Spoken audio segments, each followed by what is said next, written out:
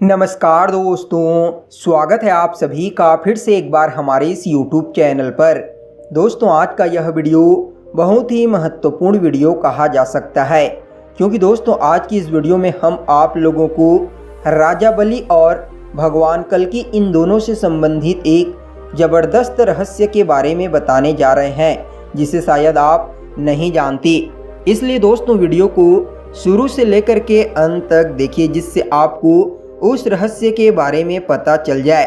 तो चलिए फिर बिना वक्त गवाए शुरू करते हैं। लेकिन उससे पहले दोस्तों, यदि आप चैनल पर पहली बार आए हैं तो चैनल को सब्सक्राइब अवश्य कर लीजिए, जिससे आपको समय समय पर भगवान कल्कि से जुड़ी तमाम तरह की जानकारी प्राप्त होती रहे। तो चलिए फिर शुरुआत करते हैं। दोस्तों, आपके मन में यह प्रश्न जरूर उठ रहा होगा कि क्या राजा बलि आज भी जीवित हैं? वर्तमान समय में राजा बलि आखिर कहाँ रहते हैं और क्या सचमुच राजा बलि का भगवान कल्कि से कोई बहुत बड़ा संबंध है? दोस्तों, इन सभी प्रश्नों का उत्तर आज के इस वीडियो में जानने का प्रयास करेंगे। तो दोस्तों, पौराणिक कथाओं में राजा बलि का बहुत ही बार उल्लेख देखने को मिलता है।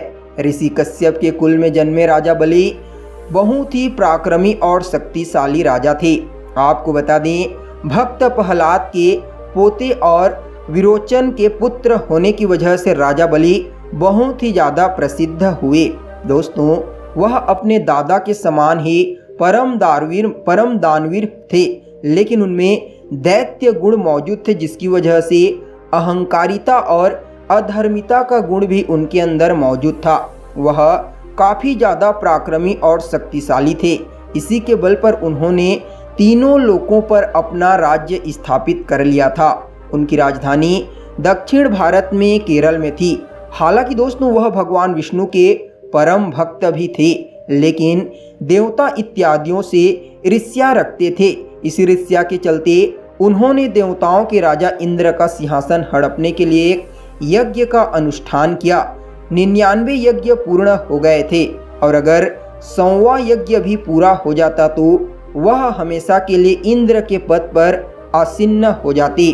इस कृत्य के कारण देवताओं में भय उत्पन्न हो गया, लेकिन किसी में भी उन्हें रोकने की शक्ति मौजूद नहीं थी। स्वयं देवराज इंद्र भी असहाय महसूस कर रहे थे। जब यज्ञ आयोजित कर रहा था राजा बलि, तब इंद्र सभी देवताओं के साथ मिलकर के भगवान विष्णु से सहायता मांगने के लिए गए, ताकि धर्म की रक्षा की जा सके। दोस्तों, राजा बलि भगवान विष्णु के प्रिय भक्त प्रहलाद के पौत्र थे, इसलिए वह उनका वध नहीं करना चाहते थे। इसलिए उन्होंने सिर्फ अहंकार दूर करने के लिए अवतार लिया, और वह अवतार कोई और नहीं बल्कि वामन अवतार था, जिन्हें बटुक ब्राह्मण अवतार के रूप में भी जाना जाता है। दोस्तों, राजा बलि के यज्ञशाला में भगवान विष्णु पहुंचे और कुछ मांगने की इच्छा प्रकट की। राजा बलि अपने द्वार पर आए किसी ब्राह्मण को खाली हाथ वापस नहीं भेजते थे, इसलिए वह यज्ञ शुरू करने से पहले ब्राह्मण को दान देने की इच्छा से बाहर आए। भगवान वहां पर अवतार लेकर के, वामन अवतार लेकर के मौजूद थे। उन्होंने राजा बलि से भूमि की मांग की। इसके बदले में राजा बलि ने स्वीकार किया। तब भगवान विष्णु ने अपना जो अवतार था उसे आकाश तक बढ़ा लिया, जो संपूर्ण लोकों में फैल गया। एक पग से उन्होंने पूरे पृथ्वी को नाप लिया, तो दूसरे पग से पूरे तीनों लोकों को नाप लिया। अब तीसरा पग रखने के लिए कोई जगह नहीं बची। यह देख करके राजा बलि का अहंकार नष्ट हो गया, और उन्होंने विनती की कि उनका अपना तीसरा भग राजा बलि के मस्तक पर रखें। तब भगवान विष्णु ने तीसरा पग उसके मस्तक पर रख करके उसके अहंकार को भंग किया और उसे पाताल लोक में रहने के लिए भेज दिया। दोस्तों, कहा जाता है कि आज भी उन्हीं 8 चिरंजीव जिंदा हैं जो कल्कि भगवान का इंतजार कर रहे हैं। आपको बता दें, उन्हीं 8 चिरंजीवों में से एक राजा बलि को भी माना जाता है। जब भगवान कल्कि इस धरा पर अवतार लेंगे, तब दोस्तों वे 8 चिरंजीवी भगवान कल्कि से मिलेंगे।